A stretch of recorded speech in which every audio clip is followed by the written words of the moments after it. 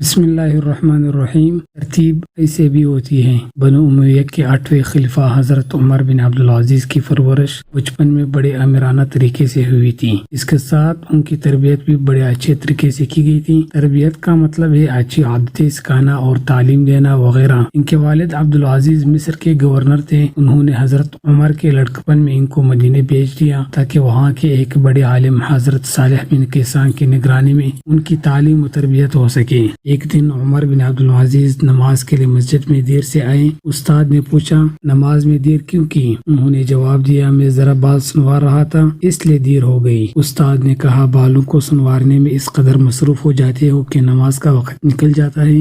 اس کا مطلب یہ ہے کہ تم بالوں کے سنوارنے کو نماز سے زیادہ ضروری سمجھتے ہو۔ اس کے بعد استاد نے یہ واقعہ عبدالعزیز کو لکھ دے بھیجا۔ عبدالعزیز نے استاد کا خط ملتے ہی اپنا ایک خاص خادم مدینے کو روانہ کیا اور حکم دیا کہ مدینہ پہنچتے ہی عمر کے سر کے بال مونڈنا، اس کے بعد کوئی اور کام کرنا۔ وہ خادم مدینے آیا اور سب سے پہلے عمر کا سر منڈایا، اس کے بعد کوئی دوسرا کام کیا۔ یہی عمر جب خلیفہ بنے تو اتنی سادگی اختیار کی کہ فاروق ثانی کے لقب سے مشہور ہوئے۔ دوستوں، کمنٹ باکس میں ضرور اللہ جل جلالہ اور محمد صلی اللہ علیہ وسلم کا نام لکھیں، اور اگر آپ کو ویڈیو اچھی لگی ہے اور آپ ہمارے چینل پر نئے ہو تو چینل کو ضرور سبسکرائب کر دیجئے اور گھنٹی پر کلک کر کے آل کو منتخب کر لیں، اور آخر میں ویڈیو کو لازمی لائک اور شیئر کریں۔